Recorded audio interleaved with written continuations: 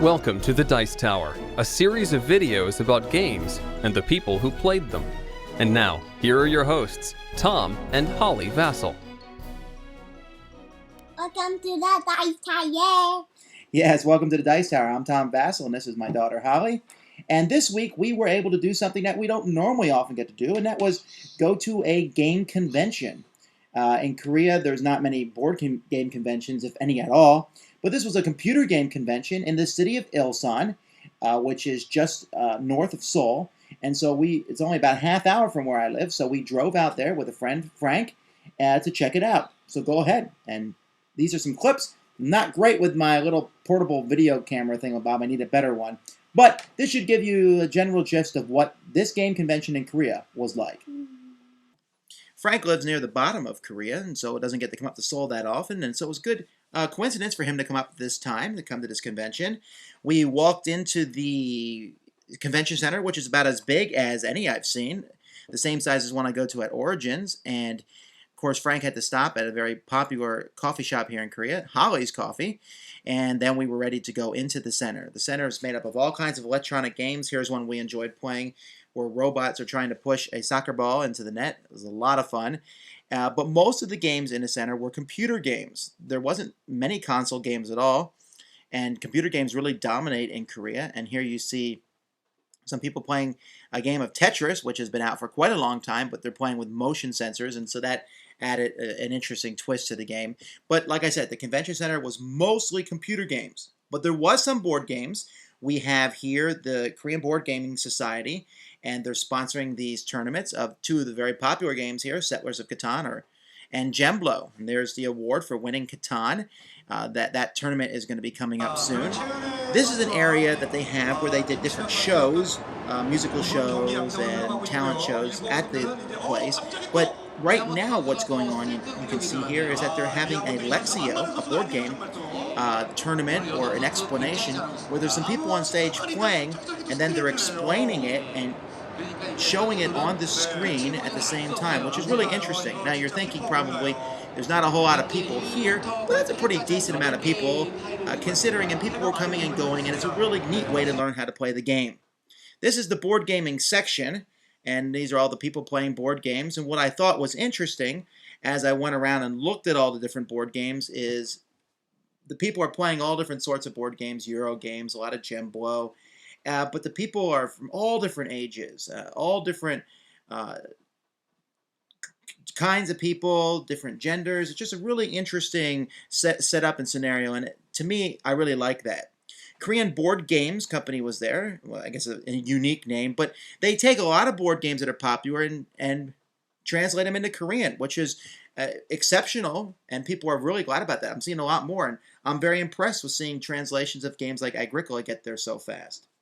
What we're looking at now is the Gemblo stand, and Gemblo is very popular in Korea, and if you've not played Gemblo before, I recommend that you get a chance to try it out. There's a few new versions of Gemblo out, and this is a variant on Gemblo called Red Stone, and that just came out recently. And so they actually had quite a big stand there. This is Justin O, who is the designer of Gemblo, and now he notices I'm looking at him. This is another game we played. I played this one mostly because of the name. It's called Peeper, which I thought was a funny name. And it's another ladder climbing game. It's very, very similar to Lexio or Gang of Four, but I found that it was lacking in some ways. The tiles were pretty neat, and it was compatible for blind people, which was interesting, but that was about it. Meanwhile, Holly enjoyed herself eating and watching us play games, and someone walked up to her and gave her those rabbit ears that she's wearing. There were several other Korean companies there, and this is the company here that makes Peeper, and you see a few other games that they make. Here's the Korean version of StarCraft from Fantasy Flight Games, very popular. Some other games, Fundraiser, Ruby Gloom, who is the happiest girl in the world, apparently. And these games here, Blockbuster and the Cat and Fish, are from a new company called Visionary. And Visionary was there in full force with some really nice looking titles. Now, Battle's been out for a little bit, but the Blockbuster and the Cat and Fish game are both very impressive looking games. I was able to play Blockbuster and really had a good time checking that out. They had a booth there, so there was about 4 booths altogether, and it was a pretty good, strong showing. This is one of the games that we were able to play while at the fair called Hexes, in which you're taking these three-dimensional Tetris-type pieces and you're trying to make a perfect cube. If you can't make a perfect cube, then you try and make as large of a structure as possible. But if someone makes a perfect cube, then they win the game. So there's my winning perfect cube, and there's Frank and another player. They were higher than I am, but they never managed to pull off that. All in all, it was a really fun time. While the convention was not necessarily about board games, there was a lot of neat board games there. There was even a large section with international culture, which was connected, which was a lot of fun too. I've managed to bring home some games from the convention. Here they are here. Let me just quickly go over them and some initial impressions I have. I got Ruby Gloom, the happiest girl in the world, and it's basically just a card game, a Matrix-style game, in a sense where you're basically laying cards in front of you, trying to get the lowest number possible and then score a point that way. And it looks interesting. Haven't had a chance to play this one yet, but that's Ruby Gloom. Then there's the new Gemblo Red Stone. There's not much different in this game as far as I can tell. It still has the main Gemblo board, except it has these little red power stones that you place at various points in the board, and whenever you put a piece on top of them, you get that stone, which counts for a point for you at the end of the game, or actually a negative point, because you don't want points in Gemblo. And there's a lot of cards in this game that allow you to do special things, and you can only use those cards when you get those stones. Then there's Cat and Fish, which looks like a children's game, and again, I haven't had a chance to really go over the entire game of it so far, but it's very interesting. It's about fishing, really beautiful components inside. I'm really anxious to get this one played, so I'm looking forward to that. Then there's Fund Manager, which is a stock market game. It says on the back here, the game of stock market investment. You take on the role of a competent stockbroker. They haven't met me yet, but that looks interesting too. Blockbuster is one. I can't wait to do the review of this one. It has some Lego-looking pieces, but they're on both sides, so you can flip them over, and you're placing them on the board almost like Blocus, but at the same time you're trying to surround different tiles. It's a very interesting game, very strategic and fun, and I enjoy it quite a bit, and so I was glad to be able to get a chance to get that one. And then the final game I pulled off while there was Hexes. That was the game you saw where you try and build three-dimensional cubes. And again, I'm just very impressed with the pieces for this. They're just nice, large, three-dimensional pieces. Looks really cool on the table.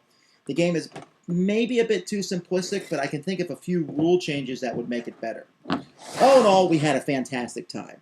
Holly got to go and see big mascots walking around. Even though we're not big, I mean, I like computer games, but it was just neat to go and see them all in one place, to see hundreds of people there. And we were there on an off day on Friday. On Saturday and Sunday, I'm sure that the place was jam-packed. But lots of fun. We were able to play games, meet some of the folks who design and play these games in Korea, and it was a really good time. So Korea is starting to produce some good board games. Gemblo has been a pretty big hit overseas. I don't know if any of these other games will. I suspect that Blockbuster should do well. There's a new version of Gemblo Pyramid, that will also, it looks very strategic and fun. All these companies had gone together and had their own booth at the Essen Game Fair in Germany, and so they had a lot of fun there also. Well, until next time, next week we're going to be talking about some more great games to play, and until then, I'm Tom Vasel, and this is Holly. We'll see you guys next time. Thanks for joining us today. For more written, audio, and video reviews, as well as the #1 board game podcast, check out the website at www.thedicetower.com. Until then, this is Eric Summerer, and you've been watching The Dice Tower.